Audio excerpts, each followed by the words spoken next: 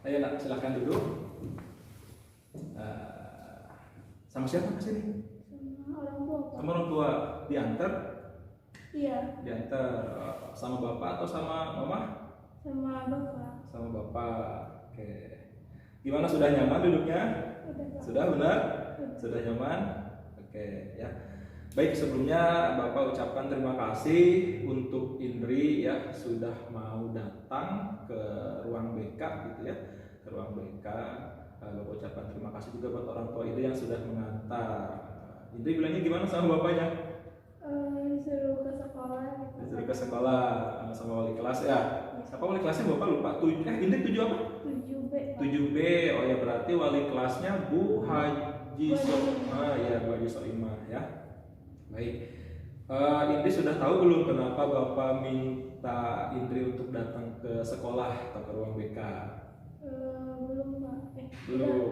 Oh, udah, karena minggu lalu Bapak sempat telepon ya, Iya, Pak. sempat telepon ke Mama Indri, lalu dihubungkan ke Indri.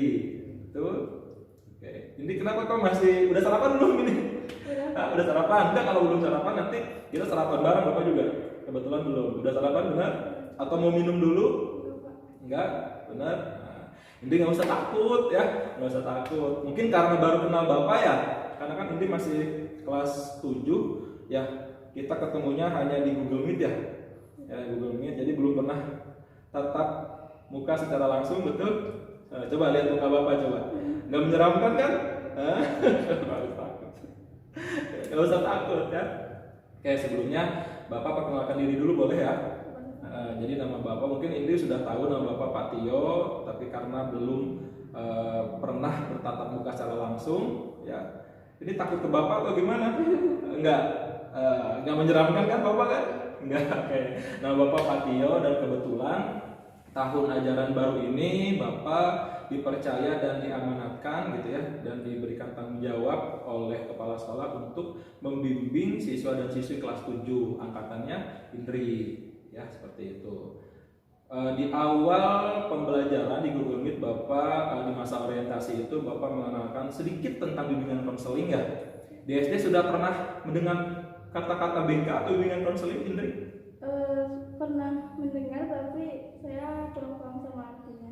Oh, belum paham banget artinya. Tapi semenjak pas Bapak menjelaskan di orientasi awal itu, Indri sudah sedikit tahu ya bimbingan dan konseling ya. Oke. Nah, sebelum ke situ, Indri, Bapak ucapkan terima kasih karena Indri sudah, kok tangannya gemeteran banget ini. Nggak usah takut ya, nggak usah takut. Nah, jadi gini, di BK ini kan kegiatannya ada beberapa ya. Kalau di kelas secara bareng-bareng dengan teman-teman itu namanya bimbingan klasikal. Nah, di sini ini namanya konseling individu. Pernah dengar kata konseling, Indri? Pernah, tapi mungkin belum tahu maksudnya ya. Nah, jadi sebelum Bapak menjelaskan tentang pengertian dan ada asas-asasnya, nah jadi tujuan Bapak meminta Indri ke sini yang pertama karena hasil dari beberapa bukan laporan, beberapa obrolan dari wali kelas dan beberapa mata pelajaran kelas 7 gitu ya, khususnya kelas 7B. Nah, jadi Indri ini katanya sering telat mengerjakan tugas, ya, bener ya? Nggak usah takut, nggak usah malu ya, kita ngobrol aja. Nah, terus di sini ada keanehan dari wali kelas dan beberapa guru mata pelajaran gitu sama Indri. Indri kan masuk ke SMP 2 jalur prestasi, betul? Jalur prestasi, akademik atau non akademik, nak? Akademik, berarti dari nilai raport, dan kebetulan Bapak juga sudah melihat nilai raport Indri kelas 4, 5, 6 ya, 5 semester, kelas 4 semester 1 semester 2, kelas 5 semester 1 semester 2, kelas 6 semester 1, dan ternyata peringkat pertama. Nah, di sini timbul keanehan nih, Bapak juga sama, kok Indri bisa ya telat mengerjakan tugas sedangkan dapat peringkat 1 terus di SD gitu ya. Nah, dari situ Bapak di sini sebagai guru BK Indri mencoba untuk membantu Indri, untuk membimbing Indri. Bapak pengen tahu kok Indri bisa ya, ada apa ya? Apa sih yang Indri rasakan? Apa sih yang Indri pikirkan? Nah, jadi Bapak di awal itu kan pernah telepon ya, itu kan hanya sebatas ngobrol ringan aja dengan Indri dan Mama Indri. Nah, makanya Bapak minta tolong Indri untuk ke sekolah gitu ya. Nah, ini sama dengan tujuan konseling. Jadi konseling individu adalah konseling itu seperti apa ya? Seperti kita nih ngobrol ya. Ada 2 orang, ada guru dan siswa, dan guru itu disebut dengan guru BK atau konselor, ya Bapak ya, Pak Tio. Terus siswanya disebut dengan konseli, siapa? Ya Indri. Ya, Indri. Nah, kegiatannya itu nanti untuk mengentaskan sebuah masalah atau menyelesaikan masalah.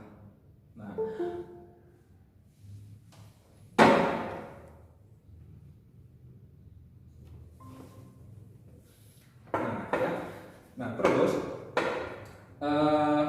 mengentaskan atau menyelesaikan sebuah masalah. Nah, yang namanya masalah kan pasti ada solusi ya, betul nggak? Ada jalan keluar.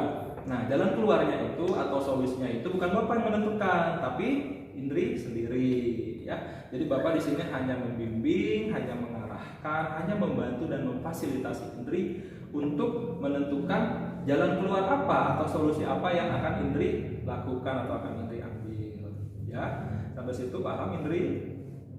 Bapak boleh melanjutkan menjelaskan tentang asas-asas konseling individu? Baik. Nah, makanya tadi Bapak dibilang di awal, Indri nggak usah takut, Indri nggak usah malu ya, karena ada asas-asas di konseling individu ya, terutama ada asas kerahasiaan, ada asas kesukarelaan, ada asas keterbukaan, ada asas kemandirian, ada asas kenormatifan, sebenarnya banyak.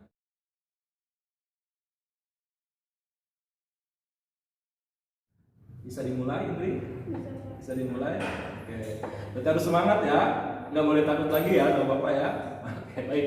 Nah, jadi sebelum Bapak bertanya sama Indri masalahnya apa, mungkin Indri bisa bercerita dulu. Mungkin sudah tahu sekarang ya kenapa Bapak minta tolong Indri ke ruang BK ya?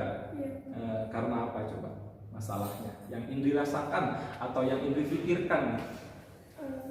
Karena saya ini belakangan ini saya mengerjakan tugas itu selalu terlambat dari teman-teman.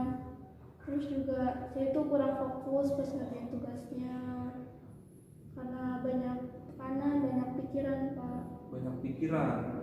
Pikiran seperti apa yang dirasakan oleh Indri? Saya punya pikiran setiap saya lagi ngerjain tugas, saya mikir kayak, wah apa di semester ini tuh saya bisa ranking 1 lagi gitu, apa saya bisa peringkat 1 pertahanin atau justru malah turun peringkat saya. Oh, karena mungkin di SD tadi yang Indri ceritakan selalu dapat ranking 1. Iya. Lalu ada lagi yang dirasakan selain rasa, mungkin rasa takut kali ya?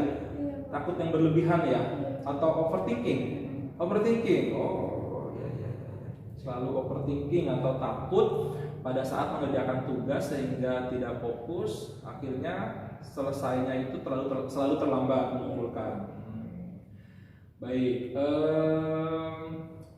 lalu selain itu apalagi kira-kira menurut Indri takut, selain takut nggak dapat peringkat 1 lagi, ada hal lain yang menyebabkan Indri ada tekanan atau ada rasa takut yang tinggi? Saya takut orang tua saya kecewa kalau misalkan saya dapat peringkatnya itu di bawah 1. Oke, Bapak ini ya, Bapak coba urutkan ya. Pertama takutnya itu karena takut nggak dapat ranking 1 lagi, karena sudah terbiasa di sekolah dasar.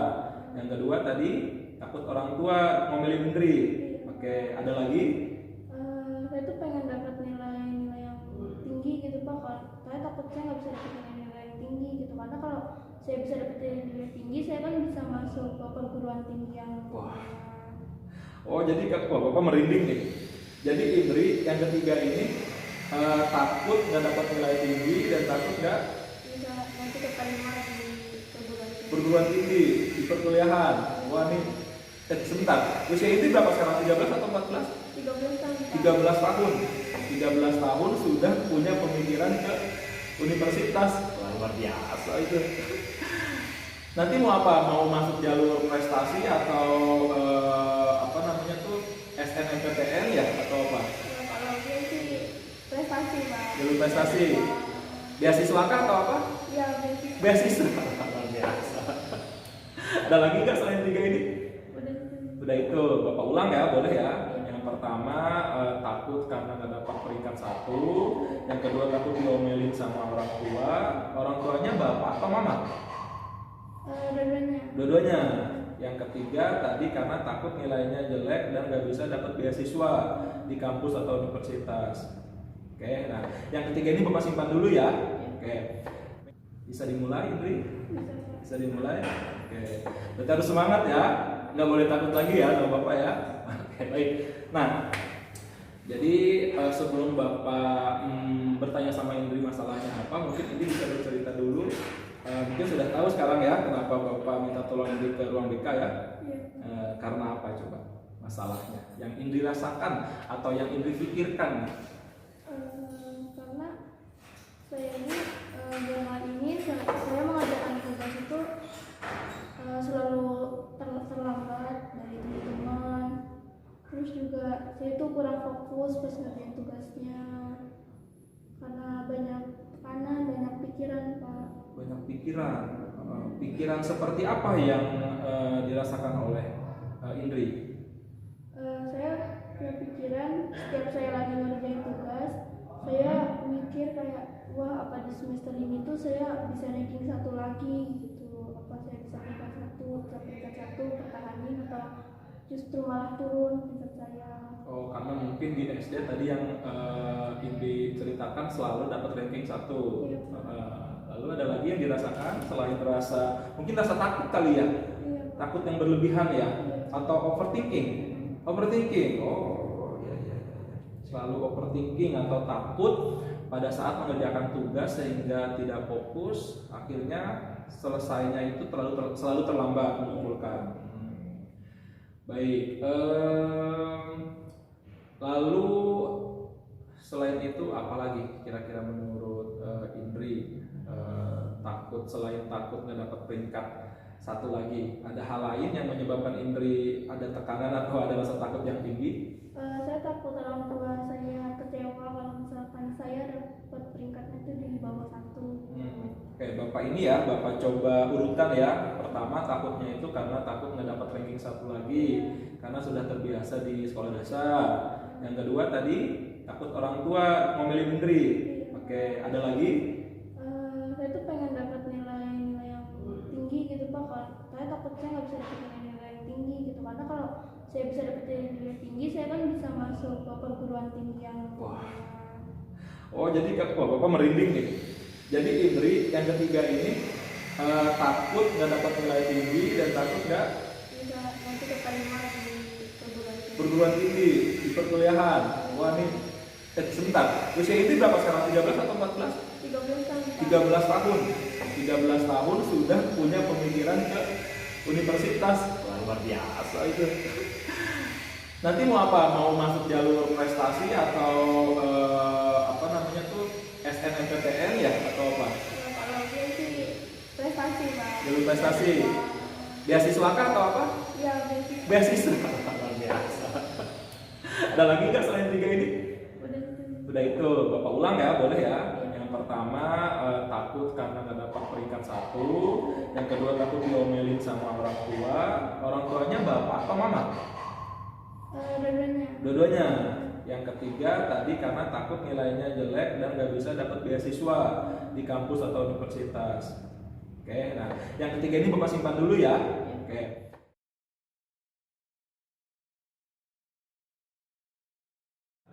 Masalah siswa SMP ini kan kompleks, banyak. Nah, Indri dan teman-teman yang lain kalau misalkan ada masalah gitu ya, silahkan diungkapkan atau bilang ke Bapak ya, atau misalkan mau cerita sama guru BK yang lain juga silakan gitu ya, atau misalkan mau cerita sama orang tua silakan, jadi nggak usah dipendam, nggak boleh dipendam gitu ya.